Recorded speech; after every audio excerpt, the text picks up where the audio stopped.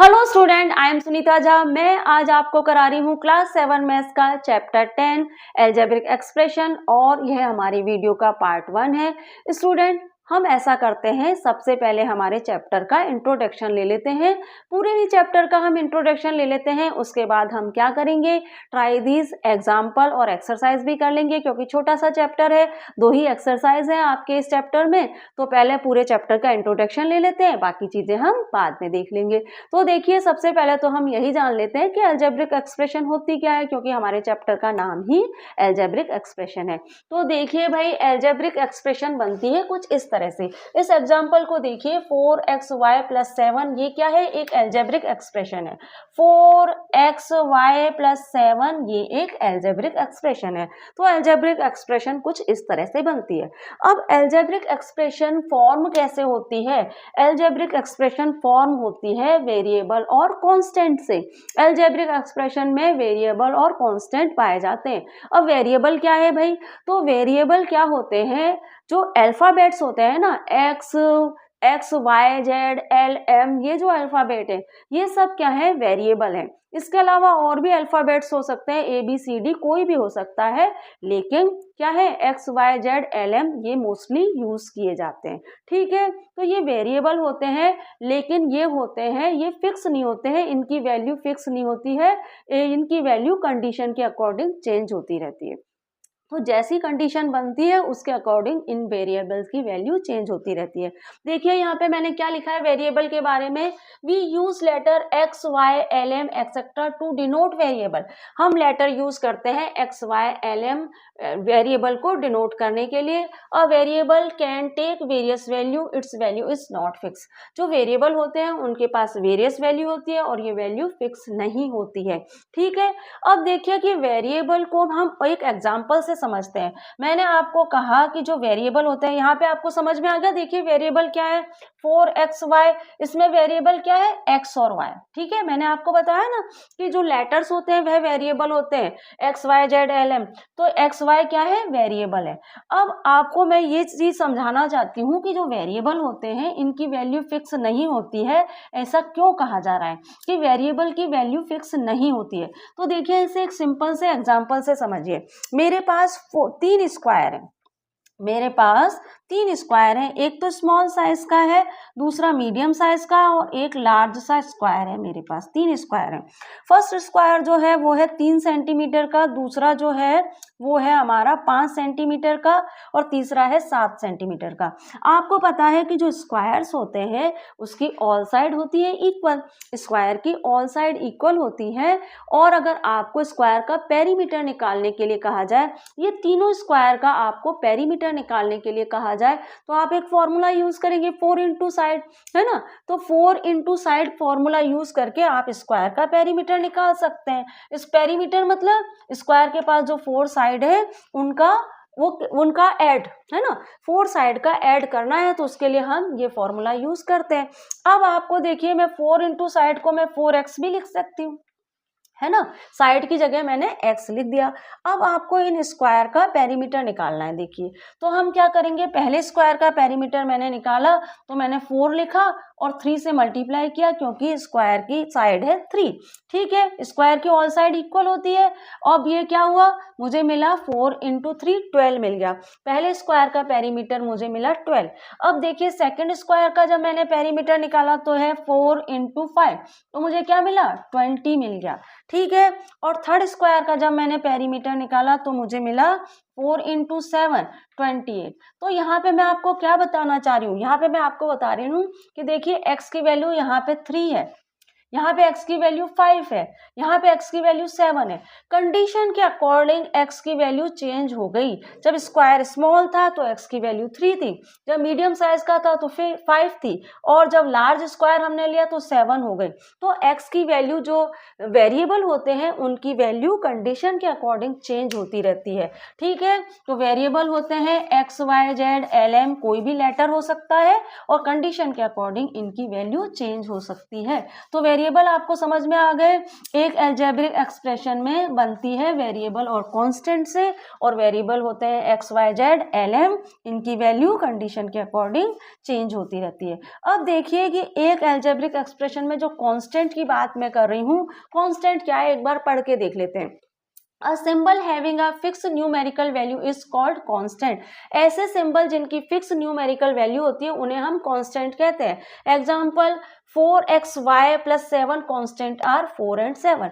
4xy plus 7 में constant क्या है, 4 एंड 7 है। अब आप देखो ये कांस्टेंट तो आपको बहुत इजीली समझ में आ जाएगा कि मैं कहूँ कि भाई ये जो अलजेब्रिक एक्सप्रेशन है इसमें 4 एंड जो 7 है ये कांस्टेंट है। लेकिन इनके बारे में आपको एक और जरूरी बात मालूम करनी है, वो ये है कि ऐसे a symbol having a fix numerical value, ऐसे सिंबल जिनकी फिक्स न्यूमेरिकल वैल्यू होती है वह कांस्टेंट कहलाते हैं। ठीक है, इन फोर नंबर्स को ही हम कांस्टेंट कहते हैं। कोई भी अलजेब्रिक एक्सप्रेशन है उसमें जो नंबर्स हैं, जैसे 4 और 7 यहाँ पे नंबर है तो ये कांस्टेंट है, लेकिन इनकी फिक्स न्यूमेरिकल वैल्यू होती है। जैसे कि भाई आप देखिए कि मैंने आपको बताया 4 इंटू 4x है ना, 4x मैंने आपको बताया कि हम जो एक स्क्वायर है उसका पेरीमीटर निकालने के लिए ये फॉर्मूला यूज कर सकते हैं 4x। तो भाई x की वैल्यू तो चेंज हो रही है लेकिन 4 की वैल्यू चेंज नहीं हो रही, 4 अपनी जगह पे वैसा का वैसा ही बना हुआ है। तो कांस्टेंट की जो वैल्यू होती है वो फिक्स होती है, लेकिन वेरिएबल की अपनी वैल्यू चेंज करते रहते हैं। तो कांस्टेंट आपको क्लियर हो गया। आगे देखें, आगे क्या है, algebraic expression are use for operation of addition, subtraction, multiplication and division. Algebraic expression का यूज हम करते हैं एडिशन, सब्ट्रैक्शन, मल्टीप्लिकेशन और डिवीजन करने भी ये सब ऑपरेशन हम अलजेब्रिक एक्सप्रेशन के अंदर कर सकते हैं। अलजेब्रिक एक्सप्रेशन के अंदर हम एडिशन, सब्ट्रैक्शन, मल्टीप्लिकेशन और डिवीजन करते हैं। अब देखिए कि 4xy प्लस 7 ये हो रहा है एडिशन, और इसके अलावा 4xy माइनस 7 ये क्या हो रहा है, सब्ट्रैक्शन, और 4xy इंटू 7 ये क्या हो रहा है, मल्टीप्लिकेशन, और 4xy डिवाइडेड बाय 7 तो ये क्या हो रहा है, डिवीजन। तो हम एक अलजेब्रिक एक्सप्रेशन के अंदर प्लस कौन कौन से ऑपरेशन कर सकते हैं, एडिशन, सब्ट्रैक्शन, मल्टीप्लिकेशन और डिवीजन। ये ऑपरेशन हम एक algebraic operation addition algebraic expression के अंदर करते हैं।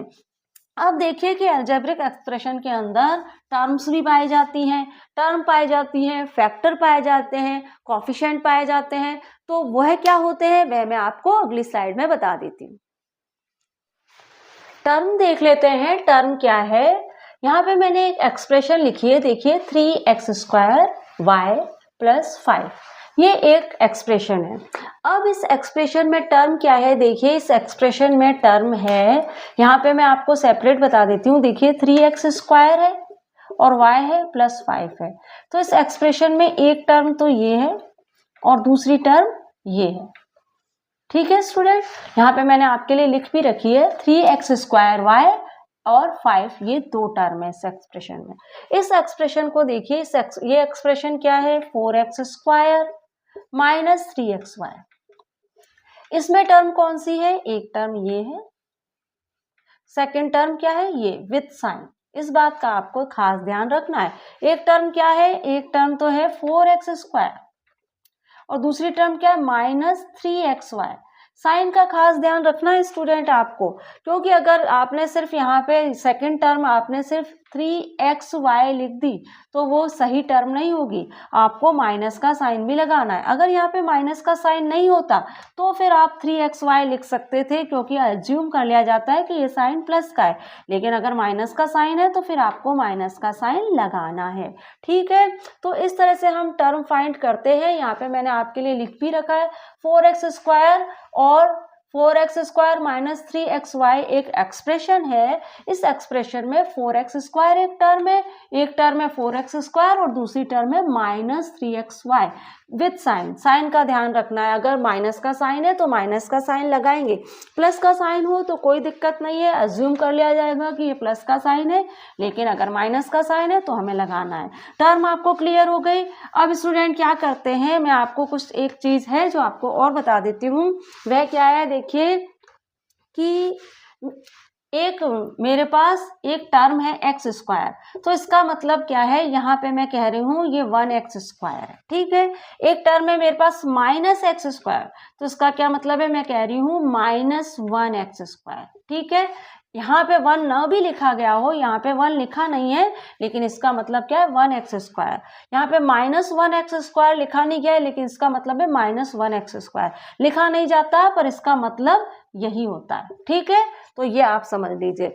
अब देखिए मैं आपको और भी कुछ क्लियर कर दूं, वैसे तो शायद आपको पता होगा, अब तक आप 7th क्लास में है, लेकिन एक बार आप और समझ लीजिए कि इसको हम कैसे पढ़ते हैं, एक्स स्क्वायर, इसको हम कैसे पढ़ते हैं, वाई स्क्वायर, इसको हम कैसे पढ़ेंगे, एक्स क्यूब, इसको हम कैसे पढ़ेंगे, वाई क्यूब। और किस तरीके से पढ़ सकते हैं स्टूडेंट, हम इसको पढ़ सकते हैं X raise to the power 2, इसे हम पढ़ सकते हैं Y raise to the power 2, इसको हम पढ़ सकते हैं X raise to the power 3, इसको हम पढ़ सकते हैं Y raise to the power 3।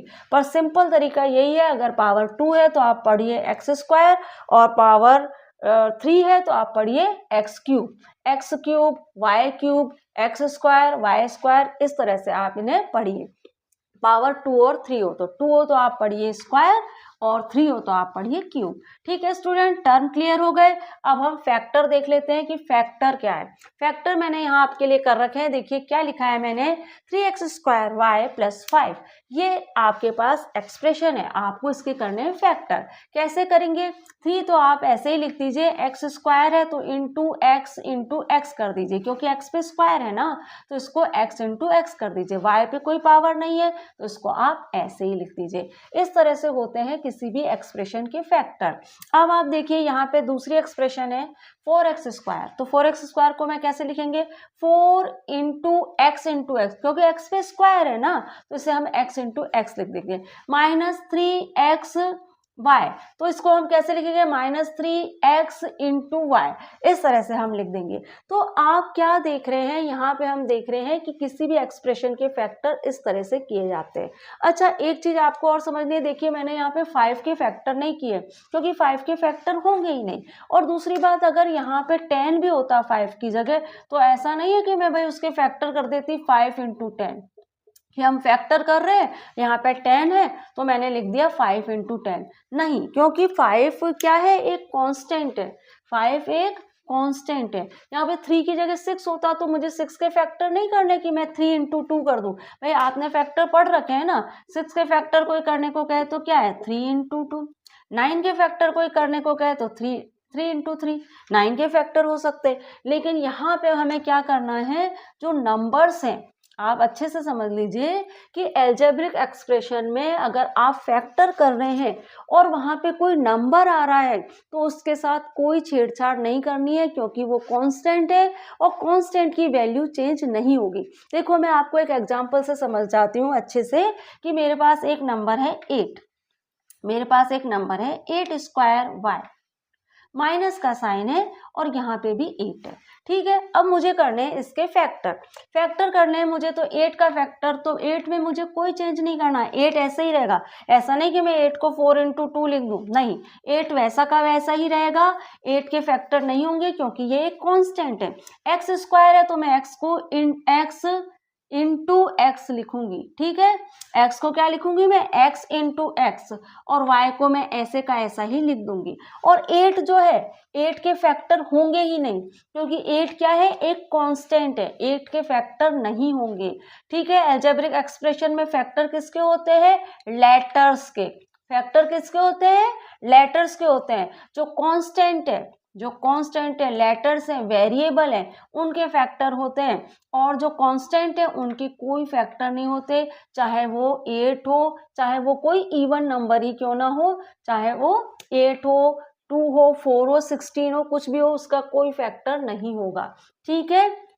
तो ये ध्यान रखिएगा आप। और फैक्टर कैसे होते हैं मैंने आपको बता दिया, ठीक है। आगे चलते हैं, यहाँ पे भी देखिए मैंने फैक्टर किए ना, यहाँ पे 4x स्क्वायर माइनस 3xy, तो यहाँ पे देखिए ये एल्जेब्रिक एक्सप्रेशन है, और यहाँ पे 4 को मैंने वैसा का वैसा ही लिखा है, इसमें कोई चेंज नहीं किया है मैंने, ठीक है। तो 4 इंटू एक्स कर दिया है, और यहाँ पे भी वेरिएबल है, इसलिए इसके भी फैक्टर हुए, यहाँ वेरिएबल है, इसके भी फैक्टर हुए। लेकिन 5 का कोई फैक्टर नहीं हुआ है क्योंकि 5 है कांस्टेंट। आई होप आपको क्लियर हो गया होगा। अब हम क्या करते हैं, कोएफिशिएंट देख लेते हैं कि भाई कोएफिशिएंट क्या है। कोएफिशिएंट को आप देखिए इस तरह से समझिए कि ये आपके पास एक टर्म है, -7x² y² आपके पास एक टर्म है, ये एक टर्म है। ठीक है स्टूडेंट, अब इस टर्म का कोएफिशिएंट मैं कैसे निकालूंगी, -7 तो मैं ऐसे ही लिख दूंगी। ठीक है, अब इसका कोएफिशिएंट मुझे निकालना है, टर्म माइनस में है तो यहाँ पे भी मुझे जिस नंबर का मुझे कोएफिशिएंट निकालना है वह भी मैं माइनस में लिखूंगी और जो मैंने कोएफिशिएंट निकाला है वह भी मैं माइनस में लिखूंगी। तो -7 का कोएफिशिएंट क्या होगा, इस -7x² का रिमेनिंग पार्ट, तो -7 तो मैंने ले लिया है, रिमेनिंग पार्ट क्या होगा, x² y², ये इसका रिमेनिंग पार्ट है, माइनस का साइन लगेगा। ठीक है, मैं आपको क्या समझाना चाह रही हूँ, टर्म माइनस में है तो जिस नंबर का हमें कोएफिशिएंट निकालना है वह भी माइनस में होगा और जो कोएफिशिएंट हमने निकाला है वह भी माइनस में होगा। और कोएफिशिएंट निकालते कैसे, जो नंबर जिस नंबर का कोएफिशिएंट निकाला है उसको छोड़ दीजिए, बाकी का रिमेनिंग पार्ट लिख दीजिए विद साइन, बस निकल गया कोएफिशिएंट। -7 का कोएफिशिएंट निकल गया, -x² का कोएफिशिएंट क्या होगा आप बताइए, -x² का कोएफिशिएंट होगा रिमेनिंग पार्ट, -x को छोड़ दीजिए, -x² को छोड़ दीजिए, बाकी का पार्ट हो जाएगा कोएफिशिएंट, क्या होगा -7y²। ठीक है, इसी तरह से y² का कोएफिशिएंट क्या होगा, -y² का कोएफिशिएंट क्या होगा, -y² को छोड़ दीजिए, बाकी का रिमेनिंग पार्ट क्या बचा, -7x², तो -7x² जो होगा वह कोएफिशिएंट होगा। अब देखिए आपने -7 का कोएफिशिएंट निकाल दिया, -x² का कोएफिशिएंट निकाल दिया, -y² का भी कोएफिशिएंट निकाल दिया। अब स्टूडेंट आपका बचा क्या, x² -x² y², तो इसका कोएफिशिएंट क्या होगा, जो रिमेनिंग पार्ट है वही होगा, तो -7 इसका कोएफिशिएंट होगा। सिंपल है, कोई प्रॉब्लम है क्या इसमें, भाई जिस नंबर का कोएफिशिएंट निकालना है उसे लिख दीजिए विद साइन, प्लस का है तब तो लिखने की जरूरत नहीं है, लेकिन माइनस का है तो फिर माइनस का साइन लगाना होगा। ठीक है, जिस नंबर का कोएफिशिएंट निकालना है उसे विद साइन लिख दीजिए और जो रिमेनिंग पार्ट है उसको भी लिख दीजिए विद साइन, ये क्या है, कोएफिशिएंट है। ये रिमेनिंग पार्ट है x² y², पूरा टर्म माइनस की इसलिए हमने यहाँ माइनस का साइन लगाया, पूरी टर्म माइनस की इसलिए यहाँ सब जगह हमने माइनस का साइन लगाया है। ठीक है, रिमेनिंग पार्ट कोएफिशिएंट होता है। क्लियर हो गया आपको। तो इस तरह से हमने देखो अभी तक इंट्रोडक्शन में स्टूडेंट हमने क्या क्या समझ लिया है, अलजेब्रिक एक्सप्रेशन क्या होती है ये जान लिया हमने, वेरिएबल जान लिया, कांस्टेंट जान लिया, और हमने क्या जाना कि एक एक्सप्रेशन के अंदर कौन कौन से ऑपरेशन हो सकते हैं, एडिशन, सब्ट्रैक्शन, डिवीजन, मल्टीप्लिकेशन, ये सब हो सकते हैं। और हमने क्या जाना, टर्म क्या है, फैक्टर्स क्या है, कोएफिशिएंट क्या है, यह सब तो हमने समझ लिया है। अब हमको और क्या समझना है, अब हमको ये समझना है कि एक अलजेब्रिक एक्सप्रेशन को लिखा कैसे जाता है, क्योंकि 10.1 में आपको लिखी हुई अलजेब्रिक एक्सप्रेशन मिलेगी और आपको उसको करना पड़ेगा, उसको आपको इस तरह से बनाना पड़ेगा। एक लिखी हुई अलजेब्रिक एक्सप्रेशन को आपको कुछ इस तरह से बनाना होगा। तो एक अलजेब्रिक एक्सप्रेशन को लिखा कैसे जाता है यह मैं आपको सिखा देती हूँ, लाइक टर्म अनलाइक टर्म सिखा देती हूँ, और भी हम जानेंगे मोनोमियल, बाइनोमियल, ट्राइनोमियल और पॉलिनोमियल, यह सब मैं आपको अगली स्लाइड में बताती हूँ। तो हम बढ़ते हैं अगली स्लाइड की ओर। ट्राई दिस आपकी बुक के पेज नंबर 161 से लिए गए हैं। क्या कहा जा रहा है, describe how the following expression are obtained. आपसे कहा जा रहा है कि ये जो एक्सप्रेशन दी गई हैं इनको किस तरह से प्राप्त किया गया है। एक तरह से आपको यहाँ पे ये जो एक्सप्रेशन है इनको लिखकर बताना है कि आपको बताना है कि इन एक्सप्रेशन को किस तरह से लिखा जाता है। तो देखते हैं, सबसे पहली एक्सप्रेशन से स्टार्ट कर लेते हैं। 7xy + 5 इस एक्सप्रेशन को हम किस तरह से लिखेंगे। सबसे पहले हम फर्स्ट टर्म को लेते हैं, उसके बाद हम सेकंड टर्म को लेंगे। तो देखिए फर्स्ट टर्म में सबसे पहले वेरिएबल पे ध्यान दीजिए। वेरिएबल क्या है, एक्स वाई, तो हम लिखते हैं first we obtained X Y. ठीक है, फर्स्ट टर्म में सबसे पहले हम लिखेंगे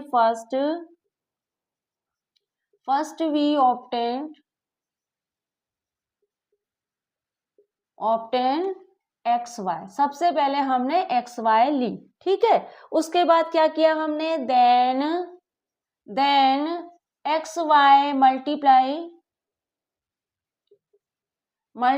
bye X Y multiply by 7। ठीक है, क्यों किया 7 से मल्टीप्लाई एक्स वाई को? To get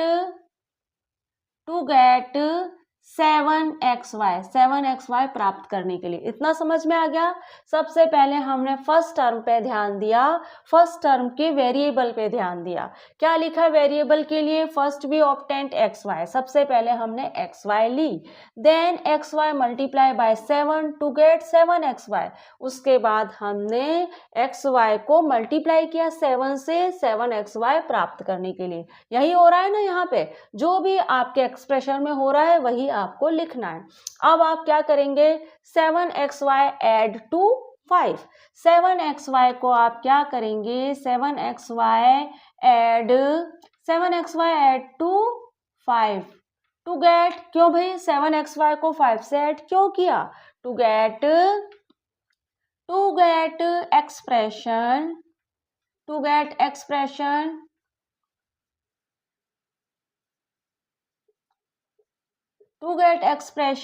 7xy plus 5। ठीक है, क्लियर हो गया। 7xy को 5 से ऐड किया, किस लिए किया? एक्सप्रेशन लेने के लिए, 7x प्लस 5 एक्सप्रेशन लेने के लिए। फर्स्ट वी ऑब्टेन्ड xy, सबसे पहले हमने xy को ऑब्टेन्ड किया, देन xy मल्टीप्लाई बाय 7, फिर xy 7 से मल्टीप्लाई की गई, फिर क्या है, क्यों करी गई ये भी बताइए? टू गेट 7xy प्राप्त करने के लिए। फिर 7xy को ऐड कर दिया 5 से, क्यों ऐड किया 7xy को 5 से? To get expression 7xy plus 5। Clear हुआ? ठीक है, आगे बढ़े, सेकेंड एक्सप्रेशन पे बढ़ते हैं। एक्स स्क्वायर वाई एक एक्सप्रेशन है या टर्म है स्टूडेंट? तो एक्स स्क्वायर वाई एक टर्म भी है और एक एक्सप्रेशन भी है। ऐसा नहीं है कि एक टर्म को हम एक्सप्रेशन नहीं बोल सकते, एक टर्म भी एक एक्सप्रेशन हो सकती है। ठीक है, तो मैं इसको एक्सप्रेशन बोलूंगी। ठीक है, एक्स स्क्वायर वाई, इसको मैं कैसे लिखूंगी? इस एक्सप्रेशन को मैं किस तरह से लिखूंगी? तो मैं इसको कैसे लिखूंगी? X square multiply by Y, X square multiply LTIPLY multiply by X square multiply by Y to gate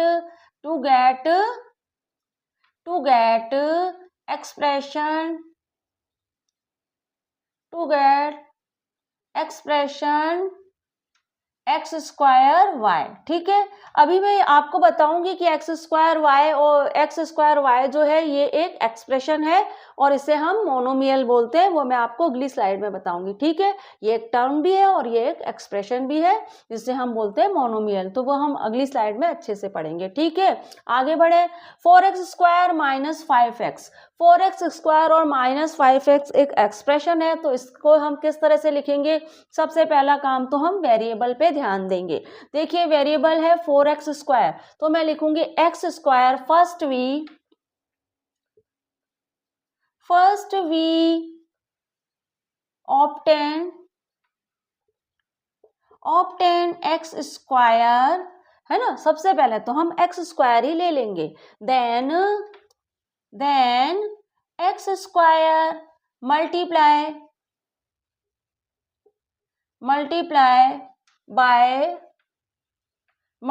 bye 4, क्यों करा भाई एक्स स्क्वायर को 4 से multiply? To get 4x square लेने के लिए, इसीलिए क्या ना एक्स स्क्वायर, तो सबसे पहले एक्स स्क्वायर ली, एक्स स्क्वायर को 4 से मल्टीप्लाई कर दिया। क्यों मल्टीप्लाई किया? 4x स्क्वायर लेने के लिए। First we obtained x square, then x square multiply by 4 to get 4x square. फिर हम क्या करेंगे? सेकंड टर्म की ओर मूव कर जाएंगे। ठीक है, इन सेकंड टर्म ऐसे लिखेंगे हम, इन second term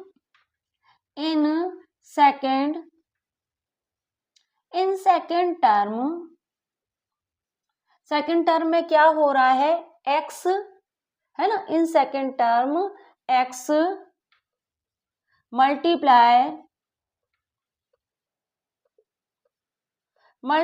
by 5 to get 5x। ठीक है।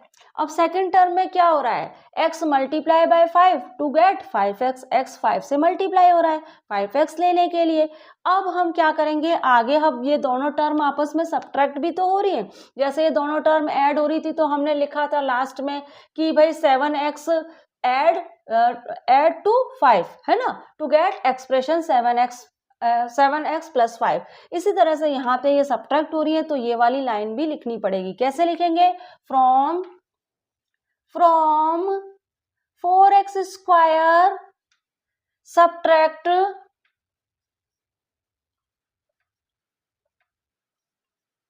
4x स्क्वायर सब्ट्रैक्ट 5x, है ना। 4x स्क्वायर में से 5x सब्ट्रैक्ट हो रहा है, क्यों हो रहा है, टू गेट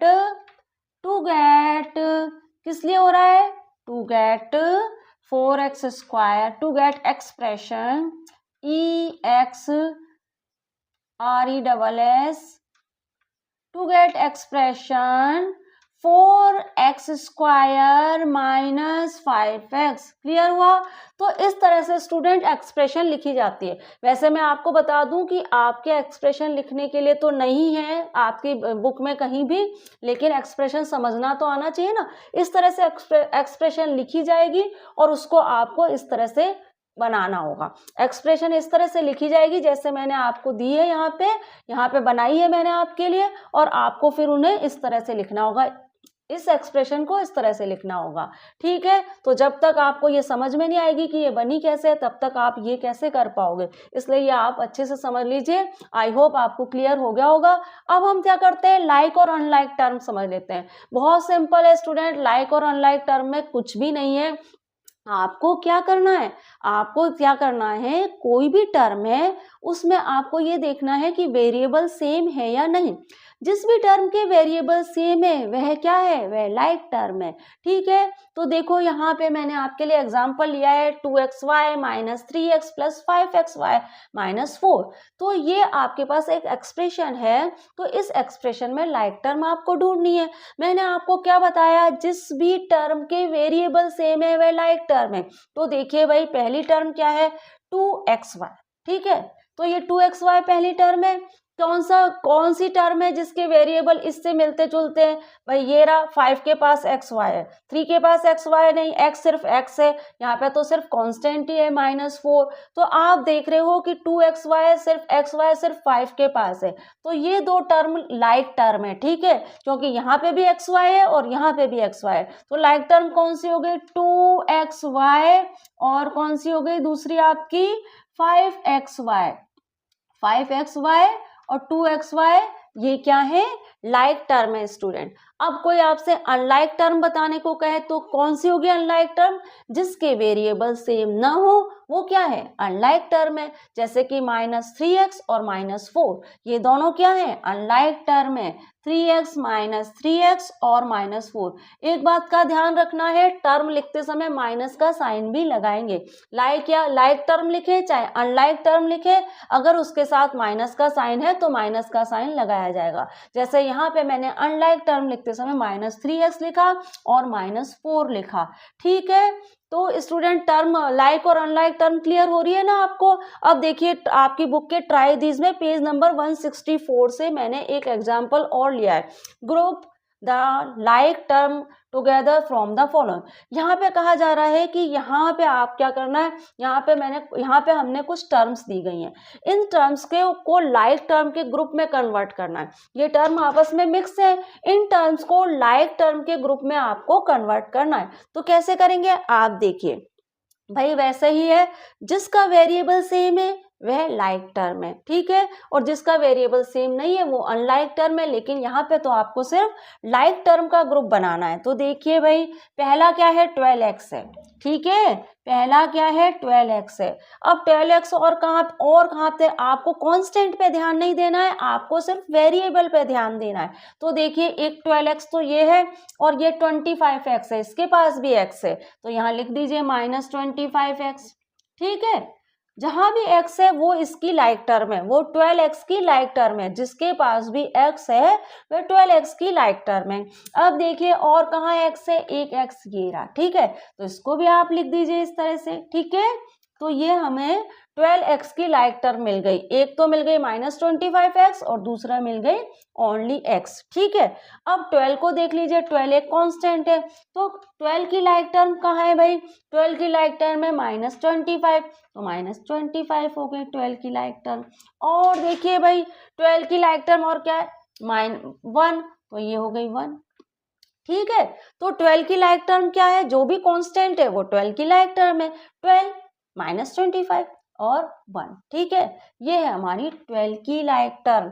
अब आगे देखिए, आगे क्या बचा? 12x ले लिया, 12 भी देख लिया, -25 की x भी देख लिया, -25 भी देख लिया, और -25y ले लीजिए। माइनस मैंने राइट के साइन इसीलिए लगाया ताकि कोई भी टर्म रहे नहीं। -25y है, इसकी लाइक टर्म क्या है भाई?